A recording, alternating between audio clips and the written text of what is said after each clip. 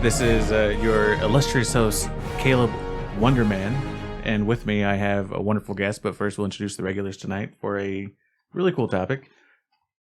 I thought you wanted to go second. I so rudely interrupted you last week. I figured I'd give you the opportunity this time. All right. I'm Rob Richards. Nice. I'm Cosmic Craig. Ooh, nice. Yeah. And our special guest of the evening, Marvelous Mike. Nice. There it is. There it is. Yeah. As you can probably tell, we're talking about Marvel. And are you an expert in Marvel, Mr. Mike? I'm not an expert. I do love a lot of different Marvel things, but at any kind of trivia event, you very quickly learn that even though you might know a good amount about something, other people know a lot more. Yeah. There's always someone who can one up, right? Yep. If you don't read the comics, you're nothing. You're garbage. Yeah, I feel like I'm the guy at a party who is annoying for talking about Marvel, but then at a trivia contest, I know nothing. You look at the others like, nerd. Well, no, I'm like, oh man, how did you buy all these comics that you know this? But it's probably just Wikipedia. But to the root issue for this evening, a little behind the scenes, we had an episode 0 that has not seen the light of day, and it was about the Marvel Cinematic Universe. And it was kind of us talking about whether or not it's worthwhile anymore. And so I thought we should maybe just jump into that, because I've got some thoughts. Now that you bring that up, did you even send that to Mike? I did not. To review? No. This, because I didn't want to be tainted by our previous thoughts and opinions from 2 years ago. But him, to at least get him prepped on what we're going to be talking about. Yeah. Hopefully we're not blindsiding you, Mike. The idea, I think, what I'm looking forward to from hearing, I think mostly from Caleb and Mike, is what's going on with the MCU right now. Sure. Because I am just tuned out. And is it worth a damn? The answer is yes. The only right answer. So what is the latest thing that's out in the MCU? Is it still just She-Hulk? Did you watch the Werewolf at Night special presentation for Halloween? That's the one I haven't watched yet, but I'm looking forward to it. It moves pretty fast, but it is really good. Yeah. It's a black and white old monster type hunting thing. It was really good. I liked it. Okay. But you were right. Before that, it was She-Hulk. Okay. Who are the main characters in this werewolf thing? Anyone we would know? No. Okay. Jack Russell, who plays Werewolf at Night, who is Werewolf at Night. Again, Jack Russell. You got the Man-Thing, burn at the touch of the Man-Thing. Or those who know fear, burns at the touch of the Man-Thing. It's basically Marvel Swamp Thing. Mm-hmm. Okay. The Bloodstone family, which are monster hunters in the Marvel universe. They're virtually unknown characters. So I'm going to co-opt that, and I'm going to pose it to the table. It feels to me like Disney is scraping the bottom of the barrel a little bit. All the big name heroes have been used up. And so now we've got... And that's not fair, because Iron Man, when that movie came out, was a kind of a bottom of the barrel. Yes. Really? Yeah, that's true. Yep. They picked him specifically because he had no movie deals, because nobody gave a shit. Huh. Because I will admit, I am a Marvel neophyte. I have no connection to the comics. I came in when Phase 1 started, and I finished out with Endgame.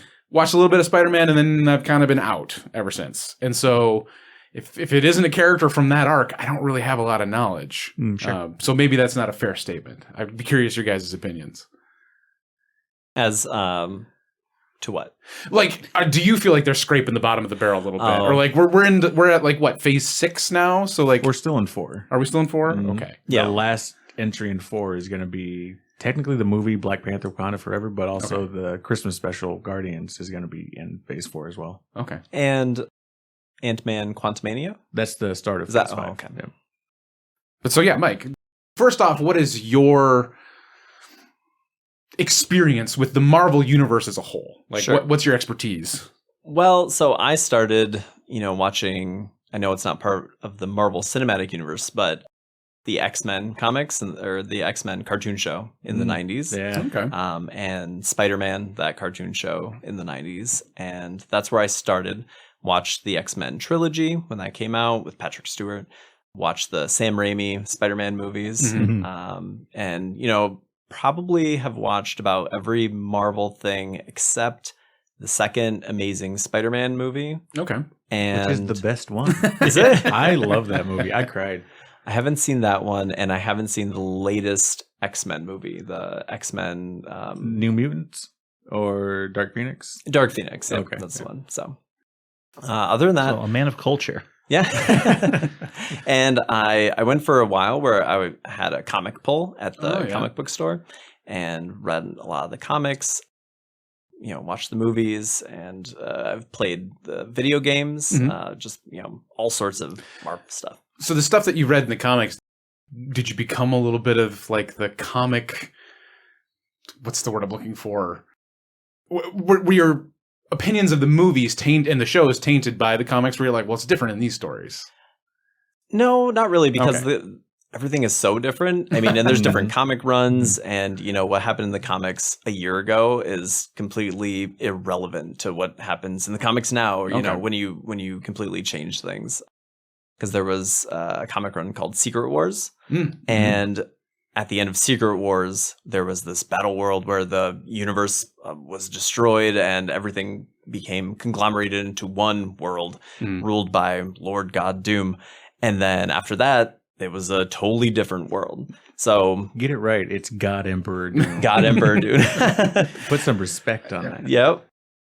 Things from the comics are just so different from the movies. They obviously take inspiration from it, but it's pretty easy to separate it for me. Okay. As a quick side note, I can't remember if you got me, Caleb. Nick did. Was it Nick got me Secret Wars? Because that is the one Marvel run where I was like, "Ooh, I'm into this." Because I'm a big fan of Doctor Doom, and I feel like he has not been done well in the movies. He's been horrible in the movies. Yeah. I really like the first Fantastic Four movie. Yeah? Yeah, the Fantastic Four and the Silver Surfer. Well, those are sure a fun ride. They are. But as far as good stories, nah.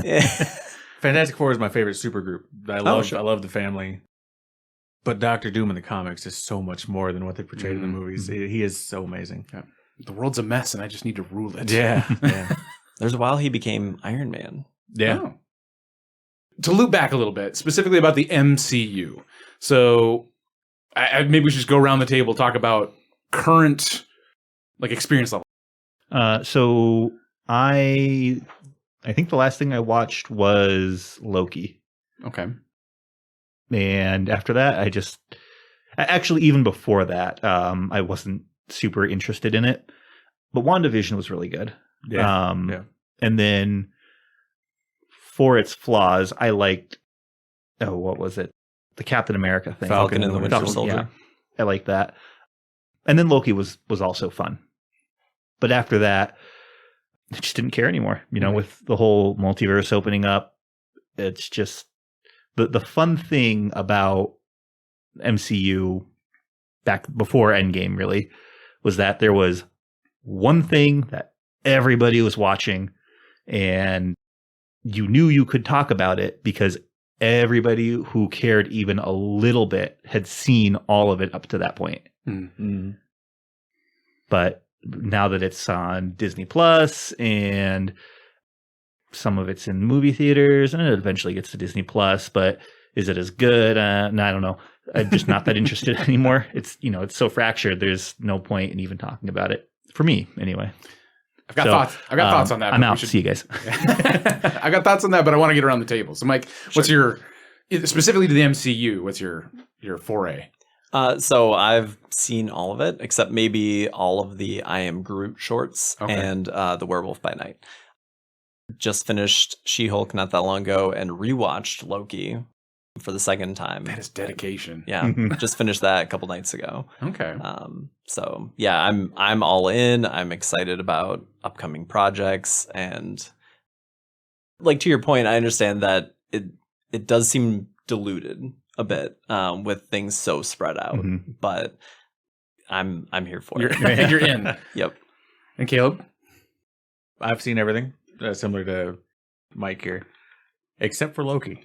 That is the one thing I could not get into of the shows, because Loki as a character has disinterested me since Thor: The Dark World. Huh. I've just never...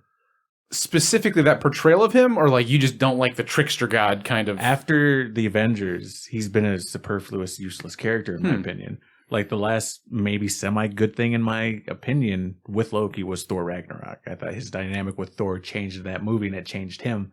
But he's essentially always the same character. And maybe that changes in Loki. I don't know. Because I get like 2 episodes in and I drop off. I've tried twice so far. Okay. But that's the only show I can't get into. Otherwise, I'm kind of all in. I wonder, because I think my understanding, I'm looking to you guys, Mike and Caleb, my understanding with Loki is it was trying to introduce the main audience to the concept of the multiverse. It was one of those transitional shows. Am I right? Yeah. I would say so. Yeah. Because I wonder, Caleb, maybe your disinterest is like, you didn't need to be sold on that. You don't need that because you're so well versed in the Marvel universe. You're just like, I don't need someone to tell me how the multiverse works. I already know. Well, like it even works differently here in the MCU. Like it's not as this isn't like the comics. Okay. Like how it works in the show or how it works in the movies. So maybe I am trying to finish it. So we'll see what happens. I'm mostly interested to finish it because I want to see Jonathan Majors as Kang the Conqueror. And I've seen him in the trailer and I'm super excited. Massive spoilers, potentially. My understanding, again, being clued out, is Kang is potentially the new big bad that we're building towards. Yes. I'm seeing nods. Yeah. It's definitely what it seems like. Yeah. Okay. Yeah. I wanted to theory craft with you guys a little bit. I think Rob and I dropped out at around the same time, and you guys stayed bought in. And I want to try and crystallize why. For me personally, it was we finished the main story. You know, we defeated the big bad. Thanos was gone, and we were touching up little bits of the universe here and there, and we were expanding on some stories. But like, Craig, it just comes down to me and Mike like fun, and you and Rob don't. So I want to hear from Rob first. Why did you stop watching? Well, I think I kind of already answered it. That it's just so Diluted. fractured now. Yeah. Okay. When it started, it was, hey, watch this cool Iron Man movie. Watch this kind of okay Hulk movie. Watch this really not as good as it should have been Thor movie. What was the best Thor movie so far? I love mean, the Thor movie. I'm not gonna. I won't. the character's so much cooler than that movie was. Yeah. We've been over this. Yeah. So it was just a bunch of movies that I was watching, and these are fun movies. And then they all it became the MCU at that point. And it's like, okay, well, we're gonna start watching this because now all of these movies are intertwined and they're all building up towards something. And I want to see that. I want to see what that is. But then they built up to it, and it's over. And I mean, now they're all building up again, but that freshness is worn off. It's the novelty's gone. Yeah. Everybody's doing their own cinematic universe. I'm pretty sure M&M's has their own cinematic universe these days. So, because I can't help but think of the main villain, either Thanos or Kang. That's the unifier. Like that is the thing you can have cross movie, cross show that you can sprinkle in every now and again, and that's what links these things together to create one story. I mean, it wasn't even Thanos; it was the Infinity Stones. True. Looking to Caleb and Mike, is there a MacGuffin in the new stuff that has nothing to do with Kang, or might it is there something other than a villain that is tying these narratives together at all? I think there isn't anything as specific as the Infinity Stones that I've seen. But they had made references to a lot of things that people who have read the comics and, are kind of ingratiated in that world, that they recognize as things about the multiverse and things like Secret Wars. I'm blanking on the word, but in Multiverse of Madness, they were talking about incursions. Yep, incursions. And so people who read Secret Wars and whatnot, you hear incursions, and you're like, oh yeah, that's okay. Which is what thing. led to that miniseries that you were reading. The whole conglomerated world of all these battle domains. That's what led to that. Okay. Yep. And so you hear about these things, the breaking apart of the single timeline into the multiverse and the incursions and everything like that. And so you sense that there's this storyline coming, but it's not as specific as, these Infinity Stones, and there's one in this movie, and here's one in this end trailer, and you find out that the staff is an Infinity Stone. Yeah. There's nothing that specific linking everything that I can see. So for me personally, I do agree. There isn't really anything tangible to link onto these movies to link them all together. Okay. I think what links them together is a theme. I think Phase 4 is specifically about consequences from what happened with Endgame. If you look at everything that's happened so far in Phase 4, from WandaVision to Black Panther, Wakanda Forever, which I'm assuming will hold similar things, it's about consequences from that particular saga. Okay. So this is, I view Phase 4 as like an epilogue of sorts to what happened with the Infinity Saga, in my own opinion. So I think that's, to me, what links them together. It's not a tangible arc as opposed to just a theme resounding. So maybe that's why I'm not so interested in it then, because I don't want the epilogue. That's done. Give me something new, something fresh. Well, you want to see where these characters stand after that. Well, and I guess the other thing is, I already lived through a horrifying event where a bunch of people died. That's not the fantasy I want to see anymore. That tracks. I haven't thought about it like that. An epilogue. I can say it's fair. It's nice that they bookend certain characters. That it's not just like we're done playing with this. Now we're just literally going to drop it and move on. It's nice to tie up some of those loose ends. But I mean, it does. To me, it seems like it's such a transitionary period, and nothing seems concrete. Nothing seems as important. It doesn't seem like it's building up to anything. Yeah, but to Caleb's point, it's maybe not their goal. Yeah, maybe. But I worry, or I think they're going to lose audience members by doing that. They've set this. They're not going to lose the important ones. That's totally fair.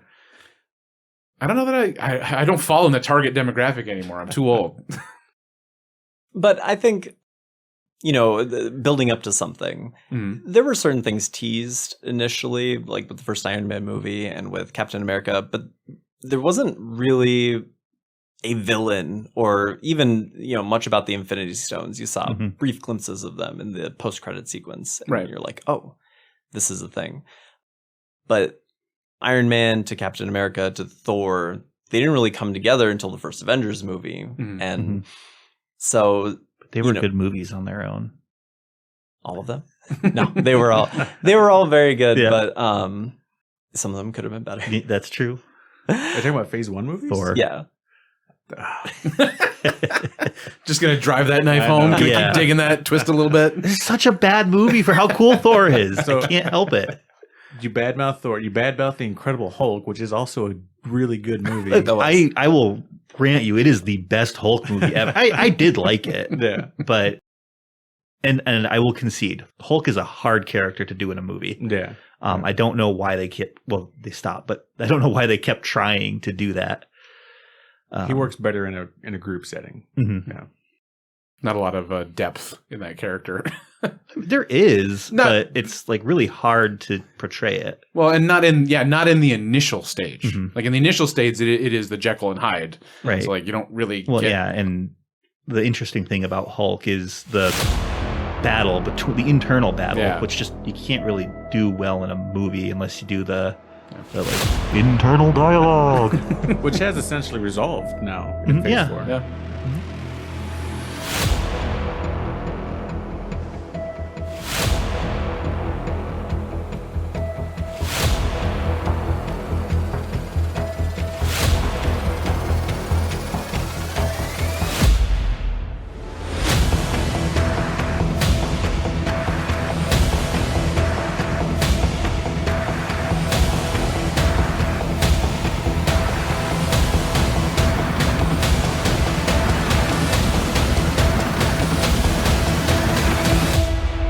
Okay, but so to compare where we are now to the beginning, I think, Rob, you nailed it before. In Phase 1, we had the novelty. We had these huge, big-budget movies that felt new and fun as standalone things, and then they started to tie them together and stitch them together with the Infinity Stones. So what is the novelty of the current phase? What is the new thing that should be keeping us engaged? I think that's the wrong way of looking at it. Fair. I think that the good thing about the MCU presently is that there's something for everyone, but not everything for everyone. Okay. So in the comics, there are your main stories with your big bads and your big heroes and whatnot. And then there are other things like Squirrel Girl, right? Or even Deadpool's kind of a side character. You have whoa. Are you saying that Squirrel Girl is a side character? Also, why did they have Vaguely. to do Miliana Van Traub dirty like that? She would have been great at it. I didn't know they were. That she was gonna be Squirrel Girl. What? The AT&T girl was gonna be Squirrel Girl. There Oh was my a god! New Warriors TV show in development for Freeform, and it didn't go anywhere. Oh, that would have been amazing. That would have been good. But so you have your more main focus stories, and then you have kind of your offshoot stories. Okay. And so there can be something for everyone. Like I personally didn't care for Falcon and the Winter Soldier that much. I think it had some pacing issues, and I'm sure that was like due to COVID and whatnot. It just wasn't necessarily what I really wanted. But other people really, really enjoyed it, and that was for them, and that's great. Like that's for them. And there might be things like a lot of people really love the new Thor movie, Thor: Love and Thunder. Personally, for me, it was okay. I didn't necessarily love what they did with some of the humor. Okay. But for some people, they loved it. Like they wanted a comedy Marvel movie, and that's what they got. You don't like that they went full Taika. It was a bit the love triangle between Thor and his two weapons was just kind of over the brink for me. Yeah. But I think that's the point, is that now, like the comics, it doesn't have to be this single thing that everyone is watching, which is nice because you get this whole community, but you can pick and choose. You can watch what you want, and you don't have to watch other things. And, if it ties in, then great. If you miss some of the tie-ins, that's okay too. I think with that point, you have perfectionists and people, completionists like Craig over here, and I think Rob, who would want to watch everything before they get to like the culmination of it. Was that right or wrong? Yeah, I think that's kind of how I viewed it. Like you don't want to put your time into something that you're not interested in just to get to something that you don't really want. I don't know that that's how I feel about it. I would like there to be a cohesive story that I could watch all of it, but I don't know. I don't know where I'm going with this. Craig, you're up. I think you make a great point, Mike, that these stories can stand alone and they can be singular events, and it's a great way to look at it. But yeah, I think also, Caleb, to your point, I have experienced cinema history where we had this, what was it, like 20 movie franchise all culminating to one thing. And so now that's my expectation. Well, you know what it is. Okay, so Mike, you're saying, well, you don't have to watch all of it. You can watch this and you can watch this. And they all stand alone. But Caleb, you're saying it's an epilogue to phase 3.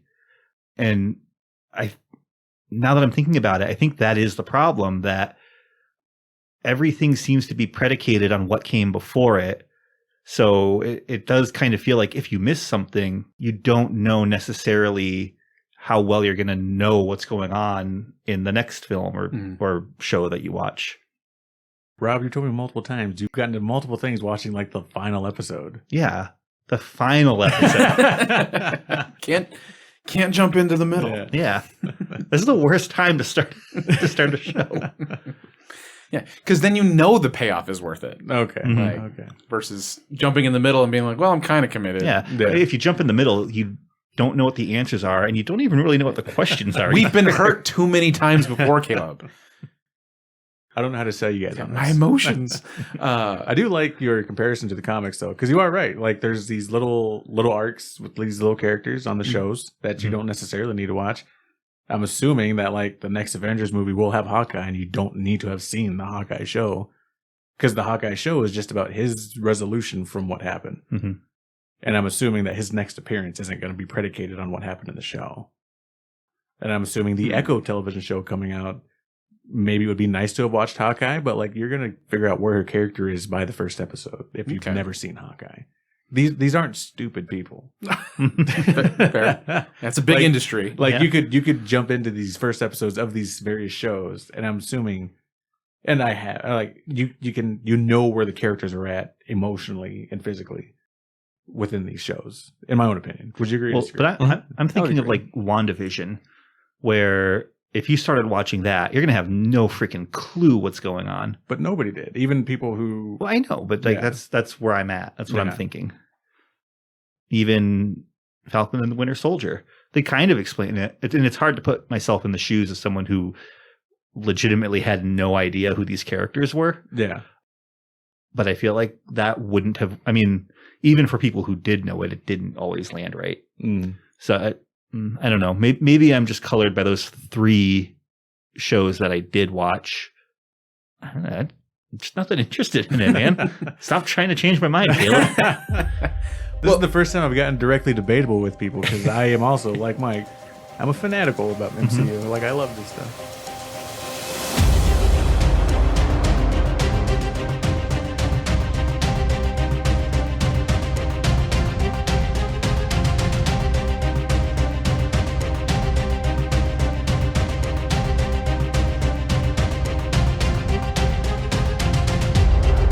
So I've been really focusing on the macro view. Like, we've had these long arcing stories and I want that again. You're telling me to focus a little bit more on the micro view is kind of what I feel like I'm hearing. Is that accurate? Mm-hmm. So I'm going to do that. As standalone stories, how do you feel like they combat superhero fatigue? Because essentially I would almost bucket all these shows and movies into a subgenre.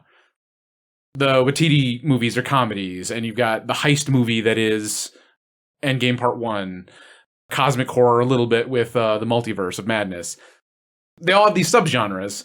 How many subgenres can you do before you're telling essentially the same story? That's a very broad question. Mike and Caleb, I want to put it to you. Do you feel like they are still doing a good job of telling unique stories that aren't completely reliant on just a new character? I think so. I think that's what we're really getting out of these new shows and movies and whatnot is, there was this trope of the first run of movies that it always came down to the hero fighting the evil version of themselves and a lot of father issues. And that was a lot of it. And it's a true trope. But now you're getting very different stories told in very different ways. You're seeing more character progression, I think. WandaVision, for one, was a wild show. It completely really was. Defied expectations and told a very unique story. And then Multiverse of Madness kind of turned that all on its head, and it was very disappointing. But Did you care for what they did with Wanda and Multiverse of Madness? I was very angry. Same here. Very angry with what they did because I was so happy for Wanda to have this resolution and this growth that she had in the show, and then to find out in Multiverse of Madness that they turned her into this horror villain. Well, and they try to blame it on the Darkhold, but like it's still the resolution of WandaVision it's made null and void. Exactly.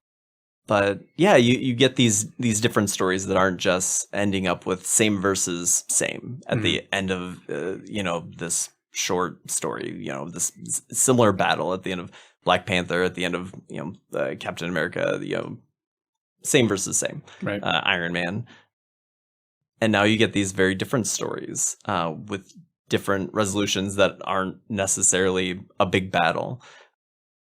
The end of Loki is, well, you haven't seen spoilers. I've read the Wikipedia, like I know the gist. So I mean, the end of Loki isn't even like a battle. It's like a 3-part conversation for 50 minutes or something, and it's absolutely phenomenal. And it's one of the most riveting pieces of television that I've seen in the last 10 years. For me, that's very different than anything that Marvel had done previously. And I mean, it is a bold way to end a show. Yeah. I would agree with most of the things you said. I do think that's a big statement to make about the greatest piece of television in the past, whatever. Because I've seen lots of great television. To go off of one of his points, though, is that like whether you're looking at the MCU now from like this is going to come off weird. There's a lot of people complaining about the MCU now being that, it's woke, it's this, it's that, or the other. Well, they're telling stories with minority characters now. And I used up all the weight, guys. exactly. So one of my favorite shows to drop this year was Miss Marvel. She is my favorite comic character. I think I've said that multiple times on the show. Miss Marvel Kamala Khan is one of the greatest additions to the Marvel universe in a while. Okay. And the fact that they were able to put her in the show and expand her popularity to not just comic fans was amazing. Okay. And her show itself, the 6 episodes, was amazing. I thought it was really good. Then you got the Eternals, who, again, is a mixed cast of people of color, LGBTQ, like the whole thing. So, like, they're utilizing all these different characters to tell what are essentially the same stories that have been told over the millennia. Yeah. There's nothing new under the sun. So that's the novelty here, I think, that you're looking for. Like, yeah, they're telling the same stories, but they're telling it in a different way with different characters. Which I can understand and appreciate. I'm a cynic to my heart, and I can agree with. There's no original stories anymore. Everything's been done. Everything can be referenced back to something else. So that's a fair point. I shouldn't be criticizing this new phase so harshly. On are the stories original? Are they unique? Because no story is, in my opinion. But yeah, I think to Caleb's point, that's the thing where maybe not each new piece of material is for everybody. Sure. You know, there was plenty of people that would say things on, you know, Twitter and Reddit and whatever about Miss Marvel. And they're saying, well, I don't get it. Why does it have to be this? You know, why does she have to be Muslim or, you know, whatever? And it's like, well, it's not for you. Yeah. And that's fine. But for the people who identify with her, it's amazing because when was there a Muslim superhero before that, you know, millions of people would see? Sure. And I do like to your point, Caleb, yeah, it is a twist on perspective. It is seeing the world through a different lens, which I think is good. And I do enjoy that. It sucks that it's so late in the game. That's what I'm saying is like, I feel worn out on superheroes. And so it sucks that there are these interesting stories that are being told. I'm just like, I don't know if I want any of this anymore. And, you know, we don't all have to like the same thing. Sure, I mean, that's what it comes down to as well. That's all I have. All right. Well, if I could circle back to what you said before, you'd asked what kind of subgenres can they have? I do think that's probably the wrong way of looking at it. Because, like, just getting told I'm wrong about everything. Yeah, you are wrong, as usual. Yeah. So nothing new. Yeah. If you're looking at it as a superhero movie that's also a comedy, or a superhero movie that's also a drama, that's probably looking at it the wrong way. You should look at it as a drama that has superheroes in it. You could put any kind of character in any kind of situation and potentially have an interesting story. Can I tell a little anecdote here in reference to that? Yeah. One of my friends took his wife to Deadpool. And how he got her there, because she hates superhero movies. She's adamant against it. And he was like, oh, it's a romance movie. Watch this trailer. And one of the trailers released was in the vein of a romantic comedy. Oh, that's so awesome. He dragged her to Deadpool, and she's like, I'm excited. And she got in there, and it was a traditional superhero movie. And she was pissed. I feel like, Rob, I can give some credit to that idea, that like flipping that on its head, you know, the idea of it's not a superhero movie, it's this other genre first. But then the title of the thing can't be the superhero name. Like if the title of the thing is The Superhero, I think it's a superhero movie. Yeah, that's fair. But I just mean, like, there's no end of what superhero movies you can make. Yeah. Because you could put a superhero in any type of story. But to be fair, once you do that, it does become a superhero. Right. Yeah, the trials and tribulations they face along with their powers, you know. She-Hulk, attorney at law, and then it ends up in a battle at the end. But then she stopped that. Yeah. Which was good. The finale of She-Hulk was amazing. Yeah. Have you guys seen? You guys haven't seen it. Tuned out. But I am assuming, I honestly have seen nothing or read anything about it. Is it a crime drama? Like, is subgenre? Like, what would you describe it as, apart from a superhero show? A lighthearted lawyer show. Okay. And super strong Ally McBeal. Light on the lawyer stuff. So, if we're going to compare it to, like, maybe Daredevil? where there was some law things happening, but that really wasn't the focus. But a lot more lighthearted than Daredevil. Oh, Very okay. later. I mean, She-Hulk is kind of a lot like a Deadpool character. She breaks the fourth wall. Oh, and, I didn't know that.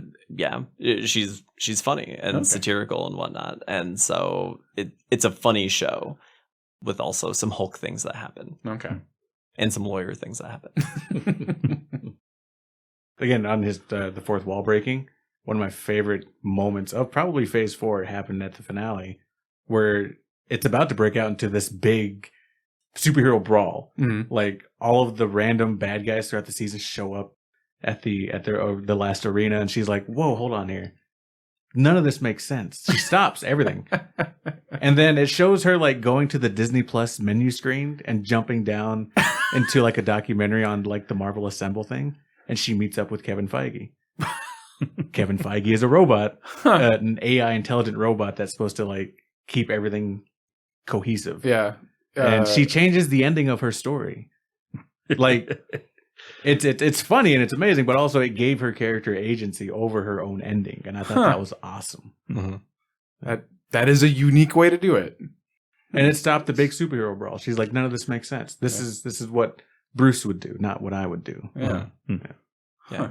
She said, "I want it to be my show. It's not about all these other people. Yeah. It's my show." Okay. Kind of an Animaniacs ending. A little bit, yeah. Yeah.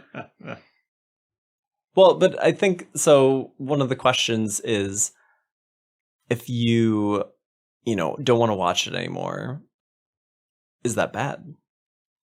Like I saw Avatar, James Cameron's Avatar, and now they're coming out with that Avatar, universe. But they're coming out with the new trilogy of Avatar movies, and I just don't care. Yeah.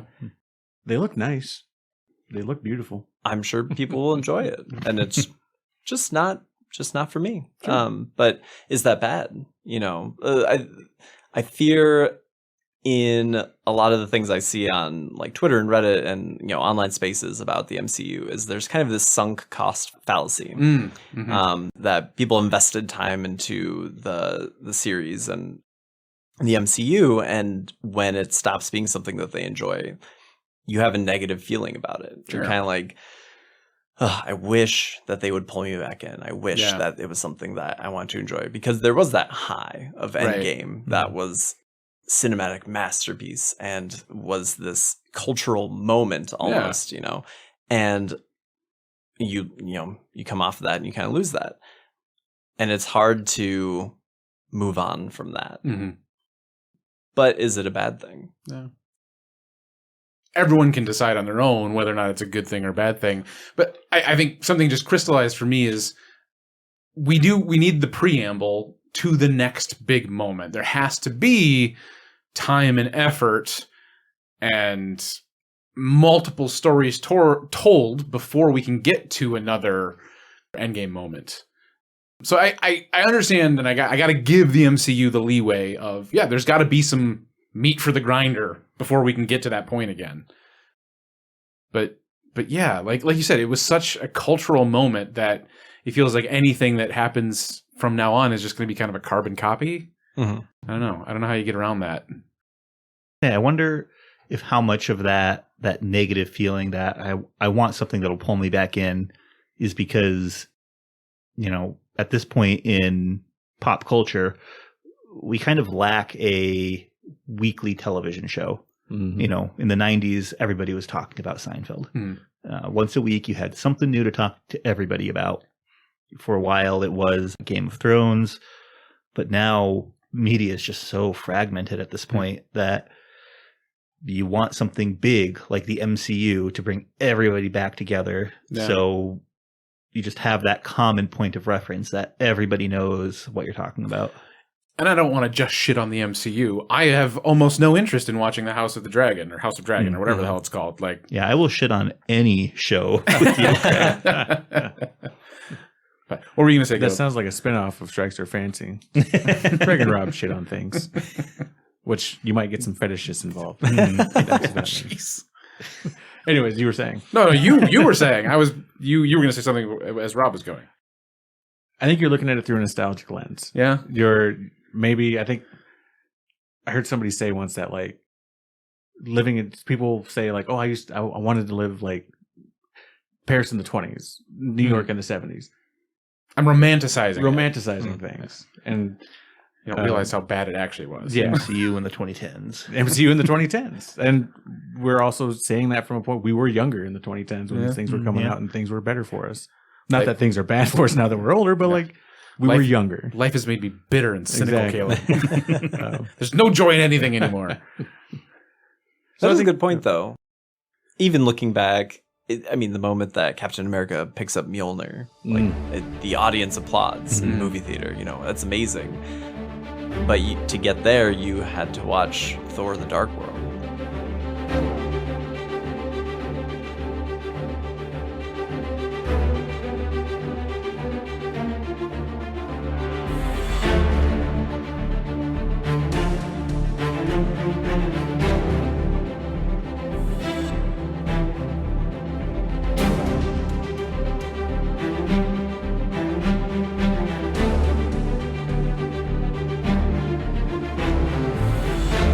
Rob, to your point long ago that it feels a little watered down or diluted, is that the part that we're missing with COVID and like we can't go to the theaters anymore? And so I think Disney invested super hard in TV shows. Maybe it doesn't feel as connected as it used to. Is that part of the problem? But I can't say one way or the other because I haven't been to any of the movies recently. You keep saying connected, and I know where you're coming from. Yeah. But like, how connected was Iron Man to Incredible Hulk to Thor? In this context, I mean like connected to the community. Oh, okay. Like that we as viewers had these moments in the theater together. Yeah. Versus now everyone's doing it in their own We're home. at home. That ties back to some of our other conversations about cinema as a whole. Mm. But I wonder if that's part of why the current phase feels so fractured. Mm. Is because, we're not having those moments together anymore. Yeah, I can see that. You know, when you went and saw Iron Man and then went and saw Captain America and you saw the end credit sequence, you know, everyone was talking about it. You know, what is this? Well, I looked it up quick, and this is, and you know, it's this whole conversation. And, you know, people are writing articles about it online, and now, you know, if it's a show, well, maybe I haven't caught up on that yet. And so, you know, people can't talk about something or you try to avoid spoilers. Yeah. And I watched the last episode of Loki at a different point. Well, you haven't seen it yet, but at a different point than anyone else saw the last episode of Loki, because I didn't binge watch it the moment it came out. So I think, there is definitely something to that we didn't share the experience of meeting these characters and going on their journey together as a Marvel fandom. Right. A community. Yeah. It sounds like we all need to just come together and go to the movies. But also, I don't think they've built up to any more moments like that just yet. Right. Yeah. You know, I mean, like, we were only one phase into this whole new thing. There is no moments to look forward to just yet, you know? Well, so I'm going to go back to the question you asked. How were the phase 1 movies connected? By Thor, it was clear they were building up to something. Is that so clear now? I would say that they don't need to make it that clear anymore. Yeah. Because of the work they've done. Like, I know we keep comparing phase 4 to phase 1, but like, for phase 4, a lot of the groundwork has been done. So they don't need to exactly follow the template of phase 1 to show those little connective bits. The emotional connection to these characters is there to most of them. I mean, there are those new ones that have been introduced, but I think they're able to take their time now. And I think they can take their time. I'm sure there's a vast majority of the audience that are like you two, are like, get to it. I'm enjoying the ride. So they laid the groundwork to bring in a fan base with really epic stories to begin with, and then now they can kind of settle in and experiment more without having to direct everyone to a certain storyline that's happening. And that's fair. Like I was saying before, how many superhero stories can you do before they're repetitive? You need that room to experiment, to do different stories, to do fundamentally different things. So I should give credit where credit is due, and my opinion should provide that leeway. I shouldn't be as harsh as I've been so far. Why are you attacking us?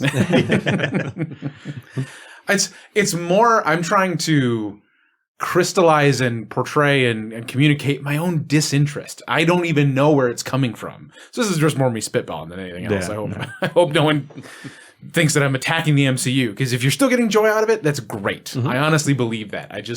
I don't know. I don't know what my own issue is, what my own hangups are. I mean, I think I get it, like it makes sense, all this new stuff coming out, and there's no one quite like Tony Stark left, right? And there's no one quite like Captain America left. We had the discussion at the beginning of whether they're scraping characters from the bottom of the barrel, with adding She-Hulk, and, there's an Echo show. And I mean, outside of people who had watched Hawkeye, who would know who Echo is? Kind of a niche character, right? Even Squirrel Girl that we mentioned, probably more known through memes and whatnot. Right. And I mean, I think there's validity in that. There are those big name characters that they just aren't there anymore. And how do you fill those shoes? I mean, I am a huge Tony Stark fan. I love Iron Man. I mean, obviously, I have an Iron Man thermos here. I also noticed your shirt. Yes, Iron Man shirt. I have embroidery. Is that an arc reactor? Yeah, That's it awesome. says arc reactor on my shirt. In my office, I have a friend of mine did cross stitch, and it's Tony Stark's arc reactor, and it says Awesome. proof that Tony Stark has a heart. Right? It's hanging up in my, like, I love Iron Man. That was the pull to the MCU for me. And there's no one quite like him left. So did you know Iron Man before the first movie? Yep, I did. Through mostly the video games. Okay. I can't remember what it was called. Marvel Ultimate Alliance. That's what it was. Which was a great game. Those were a lot of fun. So through some of that, and then through some comics that I had read. Yeah. And that was about my knowledge of the character too. Yeah. And the song. It's a good song. I think they've nothing to do with underutilized it. What? It has nothing to do with Tony Stark. It was Iron Man. But I mean, yeah, I think that's a completely valid point, that it seems like they're coming up with these new characters that aren't these big name heroes that you can just like latch on to. Mm-hmm.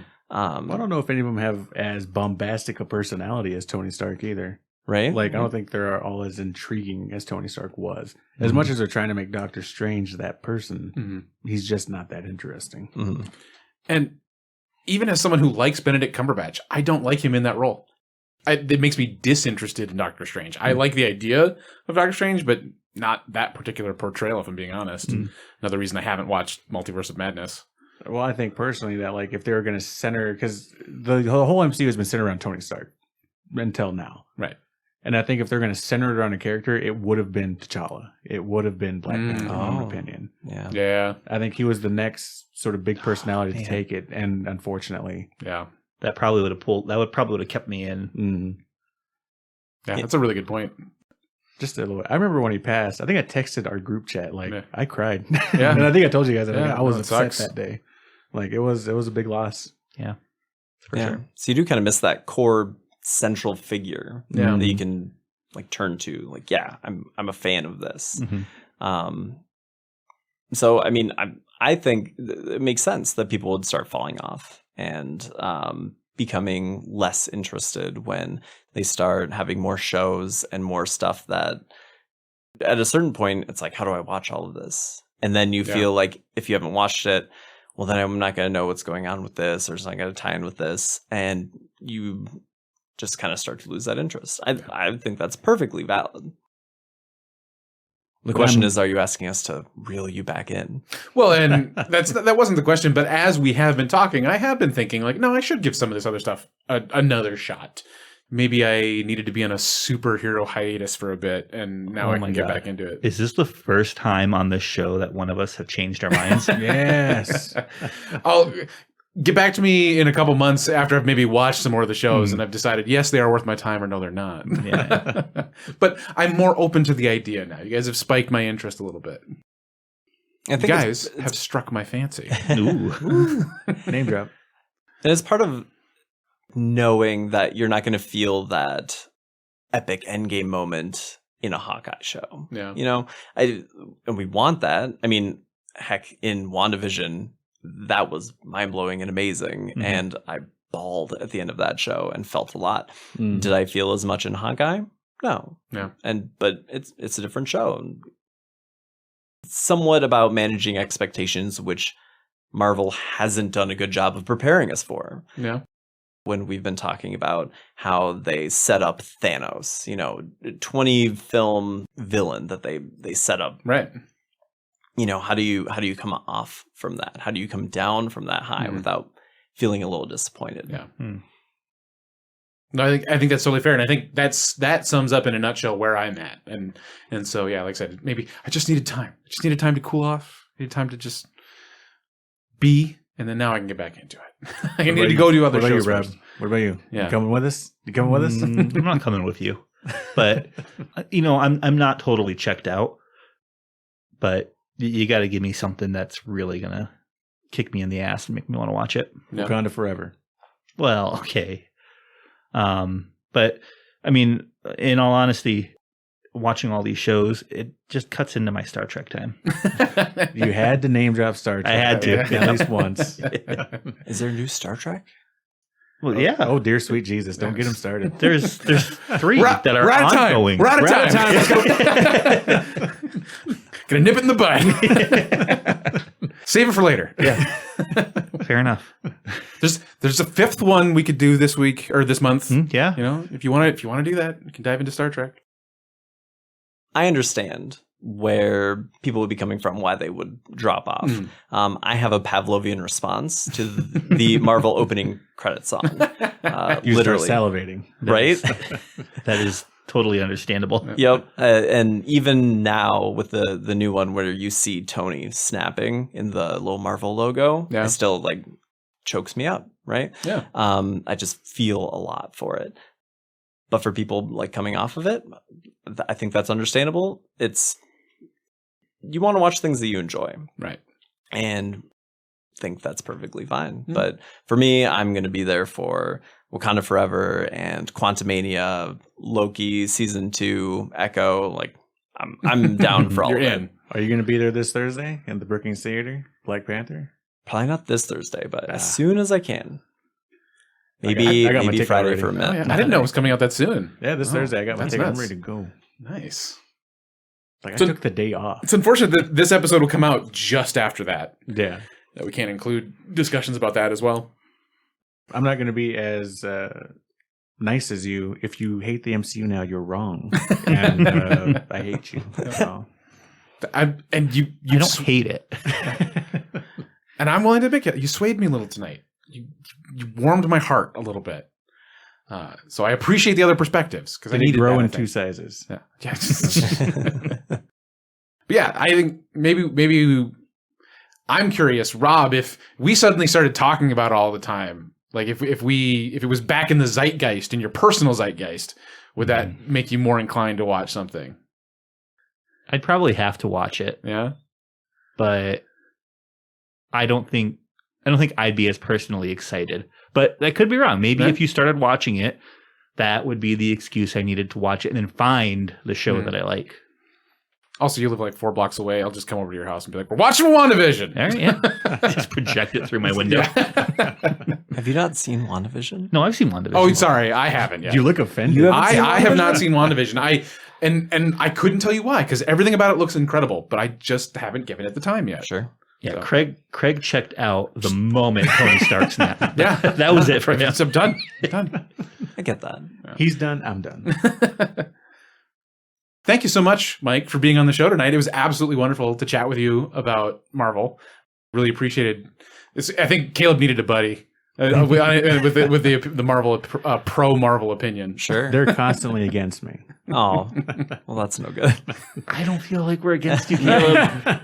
We want you to enjoy it. I super appreciate it. This has been a blast. And, any other nerdy things you want to talk about or whatever, I'm always down. Yeah, Awesome. love to have you on again.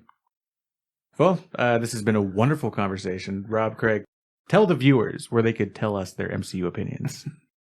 Yeah, if you think Caleb was wrong, send us an email at strikesourfancy@gmail.com. He's squaring up over there. Yeah, or visit our website, ourfancy.site. Other than that, this has been Caleb Excelsior. This is slightly more optimistic Craig. This is Rob writing a letter to the editor. And Marvelous Mike.